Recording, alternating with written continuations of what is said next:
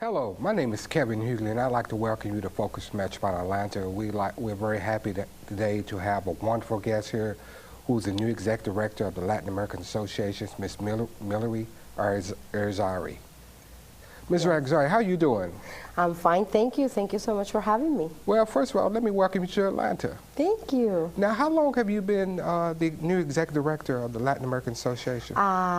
Close to 2 months. Oh, really? Yes. Now, tell me something.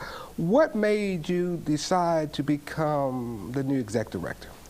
Well, I have been living in Orlando, Florida for the past 33 years. And my husband and I have been thinking for a while to relocate, and when this opportunity came up through a colleague of mine, I decided that Atlanta was going to be the right place for us. I applied for the position, and here I am. Well, you know, the Latin American Association is a very good organization. It's a big organization. Yes. And I know you guys, y'all have one office on Beaufort Highway, and then you have another one in, is it Gwinnett County? We have 3 outreach centers, well, 4, one within our main building on Beaufort Highway. And then we have the other 3 outreach centers. One is in Marietta, the other one is in Gwinnett, and we have another one in Las Colinas. Okay, we're going to come and talk a little bit about that, but first of all, I just want to tell our guests a little bit about you. Tell us a little bit where you got your academic training at, you know, where you went to college and stuff like that. Well, I'm a proud graduate of the University of Central Florida. I had my degree in public relations and advertisement and a minor in computer science. And you know, it's been wonderful. Okay. Now let's also talk about a little bit about your professional background. Now you've been involved in the business sector, and plus you've been involved in the social service sector. So let's tell our audience a little bit about that as well. Yes, sure. I've been involved with the for-profit sector.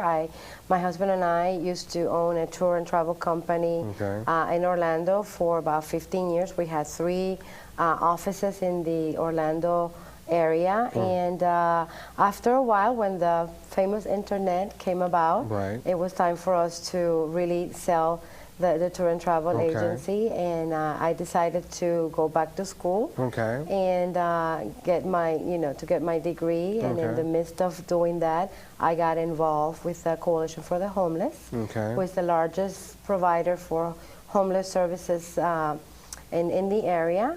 And that was a true calling for me. I fell in love with the nonprofit and social services area.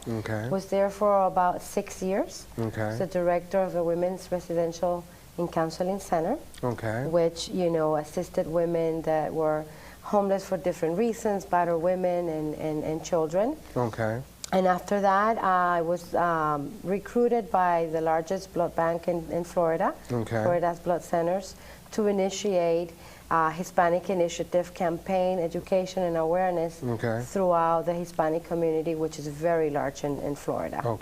And after that, that's when the whole transition took place.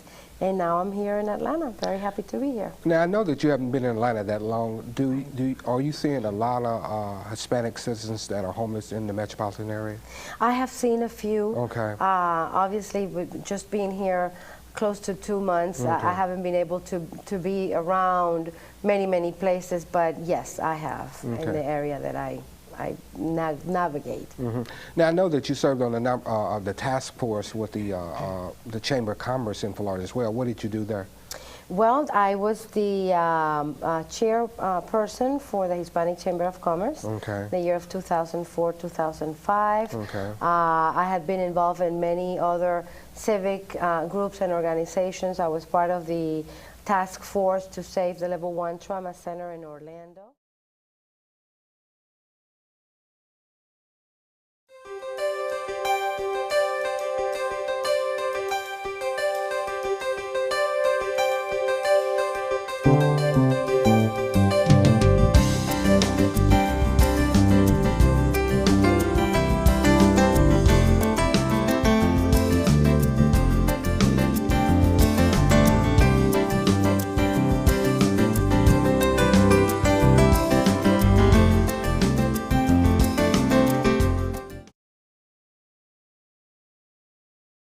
changing needs of the community.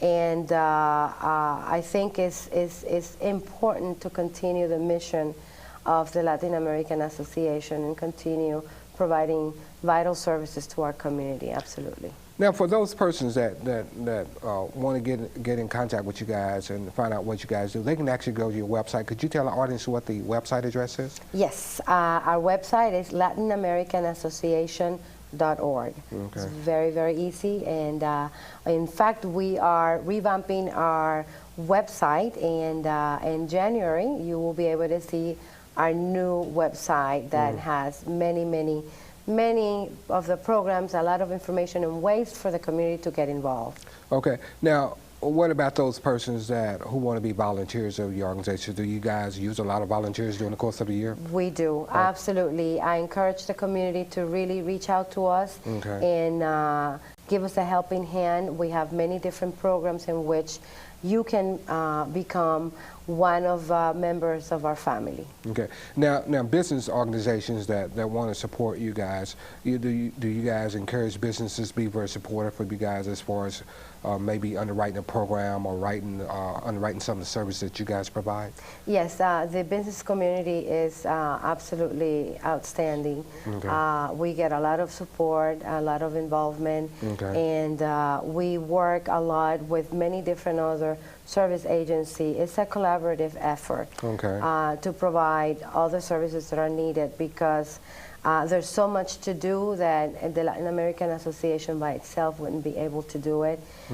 So collaborating with other service agencies is the key to really provide a big gamma of services to the Latino community and non-Latino community. Anybody that needs our help, our doors are open. So if there's a business organization out there and they say, well, I like what the Latin American Association is doing and I want to be able to maybe underwrite one of their programs, do they go to your website, or how do they get in contact with you? They can go through our website and call our phone number, and we will connect that person with our Director of Grants and External Affairs, and also, depending on what it is, with our Director of Research Development. Okay, yes.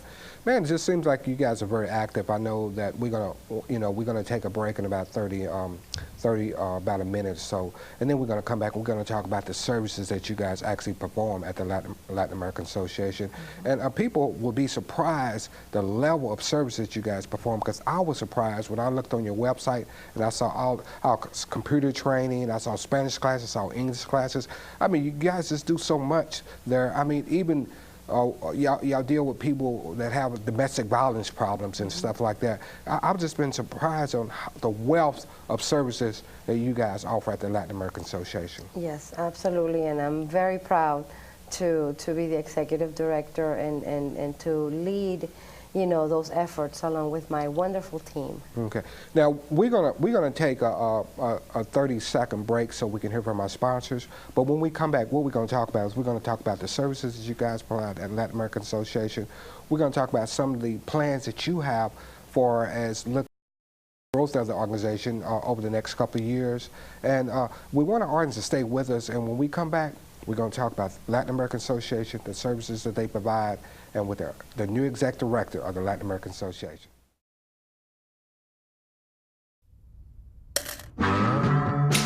Hear that? That's the sound of people saving.